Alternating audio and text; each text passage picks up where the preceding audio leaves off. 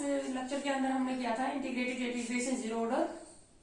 हमारे पास इक्वेशन आई थी, क्या इक्वेशन आई थी integrated rate equation zero order के लिए? C naught minus C T is equal to K T. हमने हाफ लाइफ निकाला था इसका।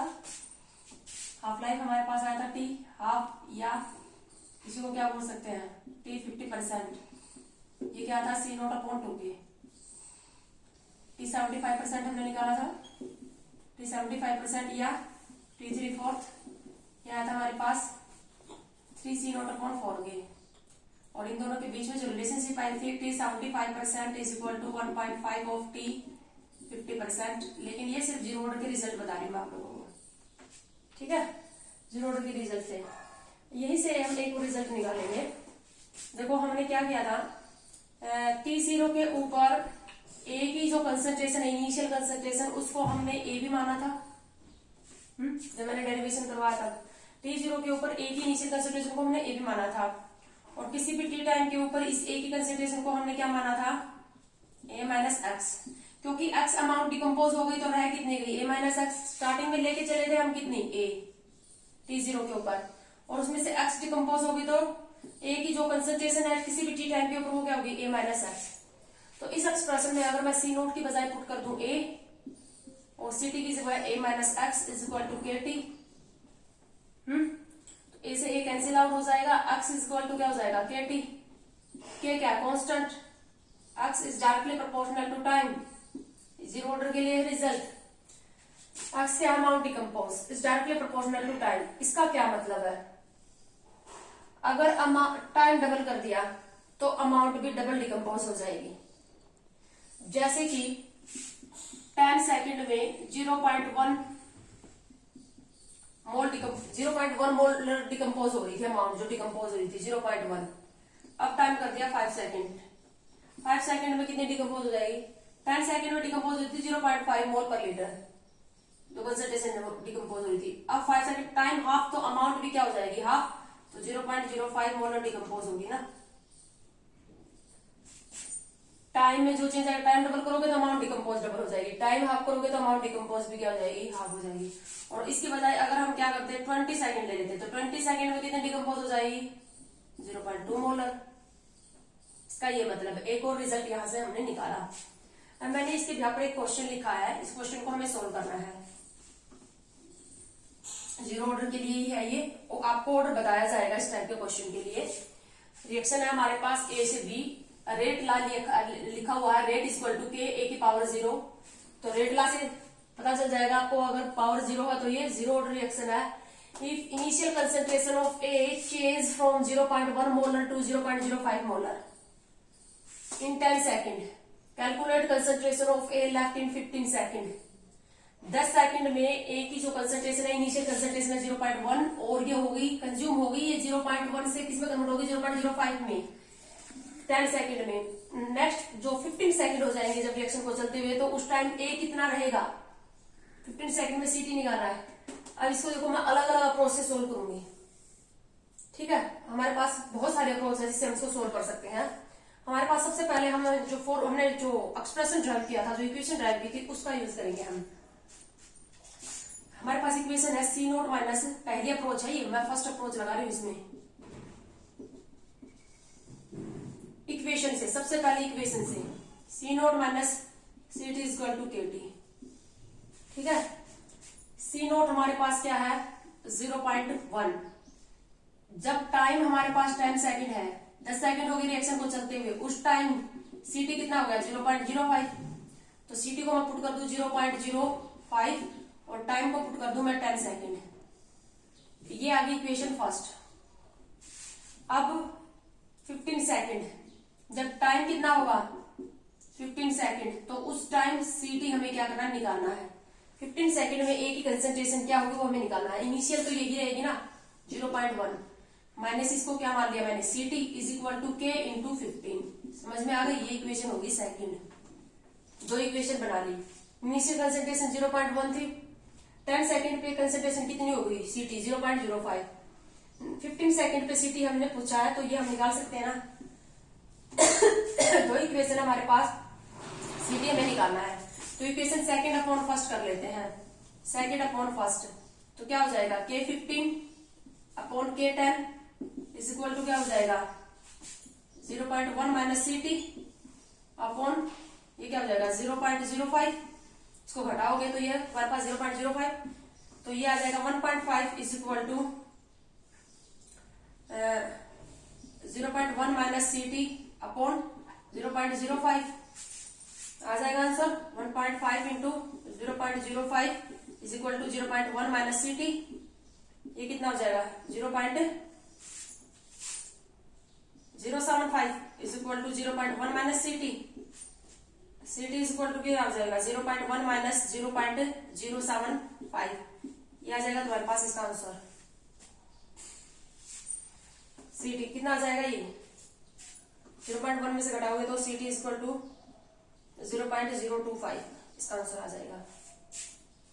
तो T15 सेकंड के ऊपर कंसंट्रेशन क्या रह जाएगी 0.025 रह जाएगी। इसको हम सेकंड अप्रोच से भी सोल्व कर सकते हैं।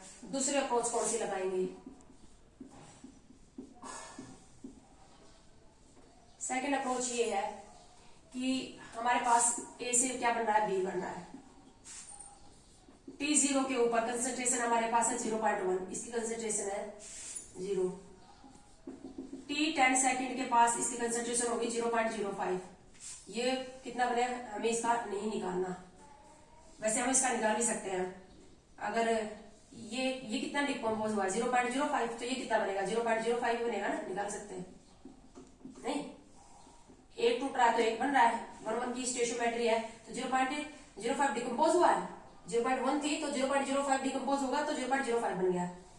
T15 सेकंड पे T15 सेकंड के ऊपर सपोज करो इसमें से x अमाउंट डिकम्पोज हो गई, तो ये रह गया 0.1 माइनस x। नहीं,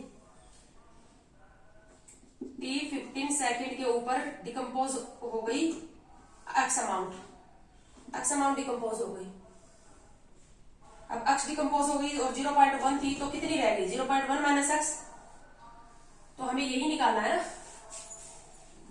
15 सेकंड के ऊपर एक ही कितनी कंसंट्रेशन बच जाएगी 0.1 माइनस x। तो x की वैल्यू अगर हम यहाँ पर निकाल लें तो हमारे पास क्या आ जाएगा इसका आंसर। x की वैल्यू यहाँ पर पुट कर देंगे, 0.1 में से x की वैल्यू घटा देंगे तो हमारे पास आंसर आ जाएगा इसका। तो हम ये इसमें क्या करेंगे, अब हमारे पास formula C0 minus C T is equal to K T. तो अब हमारे पास है C0 minus C T is equal to K T formula. C0 है हमारे पास 0.1, सी टी टाइम 15 सेकंड के ऊपर कंसंट्रेशन है 0.1 माइनस एक्स। टाइम कितना लोगे 15 सेकंड, तो एक्स निकाल लेंगे हम यहाँ से, कितना आ जाएगा ये 0.1 से 0. कैंसिल आउट हो जाएगा, 0.1 minus 0.1 plus X is equal to K15। यहाँ एक्स इज इक्वल टू क्या हो जाएगा K इंटू 15। अब K की वैल्यू कहां से लाओगे, K की वैल्यू लेके आनी पड़ेगी ना। तो K की वैल्यू जो है वो हम इस इक्वेशन से, जो हमारे पास जो बीच में एक इक्वेशन आई उससे लेके आएंगे।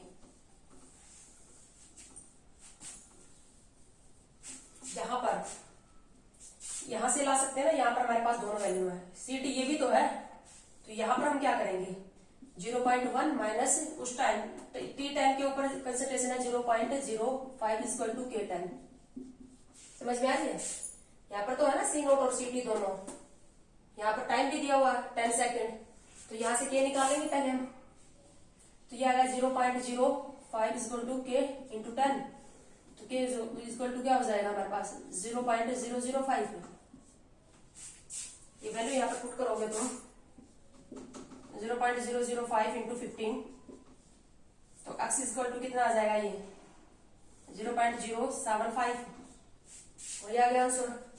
x की वैल्यू यहाँ पर पुट करोगे 0.1 में से 0.075 घटाओगे तो 0.025 इसका आंसर आ जाएगा।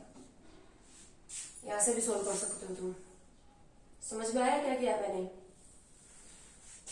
टी टाइम के ऊपर T0 की कंसंट्रेशन 0.1 थी, ए थी। T10 सेकंड के ऊपर 0.05 थी। इन दो इक्वेशन का यूज करके मैंने सबसे पहले क्या निकाला, K की वैल्यू निकाल ली। ठीक है, फिर T15 सेकंड के ऊपर मैंने क्या माना कि x अमाउंट डिकम्पोज हो गई, ए की। एक्स डिकम्पोज हो गई, 0.1 थी तो रह गई 0.1 माइनस एक्स।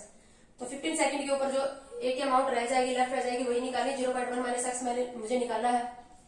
तो C naught minus C T equal to K T हमारे पास फॉर्मूला है। सी नोट मैंने 0.1 पुट किया, सी टी मैंने पुट किया 0.1 माइनस एक्स, के 15 आ गया। के की वैल्यू मैं वहां से पहले वाली इक्वेशन से निकाला है, तो ये इस तरह से आ गया। इससे पहले मैंने दो इक्वेशन बनाई थी, एक इसका यूज करके बनाई थी और एक इसका यूज सी नोट माइनस सी टी, और एक सी नोट माइनस सी टी, दोनों टाइम दिए हुए थे, एक्स की वैल्यू निकालनी थी। एक और अप्रोच, थर्ड अप्रोच भी लगाएंगे हम इसके ऊपर। थर्ड अप्रोच हम ये लगाएंगे कि ये जो 10 सेकंड और 15 सेकंड है, क्या इसके बीच में कोई रिलेशनशिप है? इस रिएक्शन के हमें दो टाइम दिए गए हैं,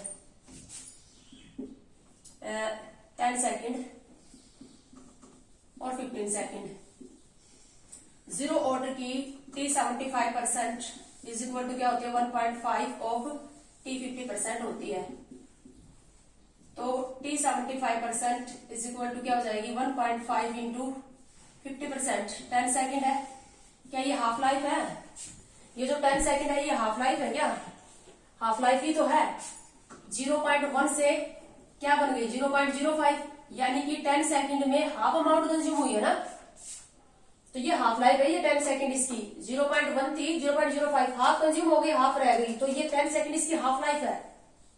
और जो 15 सेकेंड है वो क्या जाएगी, हाफ लाइफ में यहाँ पर अगर 10 पुट करूंगी तो ये 15 सेकेंड। इसका मतलब ये जो 15 सेकेंड है ये इस रिएक्शन की T75% है ना? ये T75 है और ये हाफ लाइफ है 10 सेकेंड। तो अब यहां पर हम क्या करेंगे, एक और अप्रोच अभी मैंने बताया था, जीरो ऑर्डर के लिए x directly proportional to t होता है। टाइम डबल तो अमाउंट डिकम्पोज भी डबल, टाइम हाफ तो अमाउंट डिकम्पोज भी हाफ। यहां से ये अप्रोच लगाएंगे। तो 0.1 से 0.05 हुई 10 सेकेंड में, है ना? 10 सेकेंड में 0.1 से 0.05 डिकम्पोज अमाउंट कंज्यूम कितनी हुई, 0.05 कंज्यूम हुई ना, यानी कि x यहां पर ये है। अब मैं 5 सेकेंड और ले लूं क्योंकि मुझे 15 सेकेंड पे निकालना है। तो 10 और 5 15, तो यहां से यहां तक टाइम कितना हो गया, 15 सेकेंड हो गया। कि 15 सेकेंड में जो अमाउंट बच जाएगी सीटी वही मुझे निकालना है। पहले मैं कंज्यूम निकाल लूं। यहां टाइम 10 सेकेंड था, यहां टाइम 5 सेकेंड हुआ है। टाइम हाफ होगा तो अमाउंट कंज्यूम भी हाफ होगी, टाइम हाफ हुआ तो अमाउंट कंज्यूम भी हाफ होगी। यहां पर कंज्यूम अमाउंट जो वो 0.05 है, यहां पर अब मैं अमाउंट कंज्यूम भी क्या कर दूंगी, हाफ। तो 0.05 का हाफ कितना हो जाएगा, 0.025। तो 0.05 में से कंज्यूम कितनी होगी, 0.025, तो बच गई कितनी, 0.025। ठीक है, ये ट्रिक है, लेकिन ये ट्रिक हम तभी सोल्व कर पाए जब हमें डाटा बहुत ज्यादा सिंपल दिया था। रिलेशनशिप टाइम इस अकॉर्डिंग था कि इन दोनों के बीच में डार्क रिलेशनशिप बन रही थी। अगर ये 16 या 17 इस तरह से होता तो हम ये अप्रोच नहीं लगा पाते। फिर हमारे पास इक्वेशन है, इक्वेशन में टाइम थोड़ा ज्यादा लगेगा, बट हम 100% एक्यूरेसी के साथ क्वेश्चन को सोल्व कर सकते हैं। ये ट्रिक समझ में आ गई क्या आपके? x directly proportional to time, time half किया तो x भी हाफ हो गया। यहाँ पर x था 0.05, यहाँ टाइम हाफ हुआ तो x 0.025। यहाँ पर कंसेंट्रेशन है 0.05, तो 0.05 में से घटाओगे कितनी, 0.25, बच जाएगी 0.25। तो ये हमारे पास आंसर आ जाएगा। 15 सेकंड में कितनी कंसेंट्रेशन बच जाएगी। इसी को एक और अप्रोच से, एक और ट्रिक से भी सोल्व कर सकते हो। अभी मैंने ये बताया था कि जो T 50% है ना जीरो ऑर्डर की, वो C0/2 के होती है। मतलब जो जीरो ऑर्डर की जो टी हाफ लाइफ होती है या 50% रिएक्शन होती है वो डायरेक्टली प्रोपोर्शनल होती है इनिशियल कंसेंट्रेशन की, है ना? इसका ग्राफ भी बताया था मैंने। सिर्फ half life zero order reaction की हाफ लाइफ इनिशियल कंसेंट्रेशन की क्या होती है, डायरेक्टली प्रोपोर्शनल। इसको डबल करोगे तो ये भी डबल हो जाएगा, इसको हाफ करोगे तो ये भी हाफ हो जाएगा। तो ये वाली ट्रिक भी यहां पर काम करेगी। ये देखो, अब स्टार्टिंग में इनिशियल कंसेंट्रेशन थी 0.1, तो टी हाफ थी हमारे पास। जो टी हाफ है वो हमारे पास कितनी आई है, 10 सेकेंड। इनिशियल कंसेंट्रेशन 0.1 मोलर है, तो टी हाफ जो है वो हमारे पास क्या है, 10 सेकेंड। ठीक है, और कंसेंट्रेशन यहाँ पर होगी 0.05। अब हमारे पास अगला टाइम जो हमने लिया है वो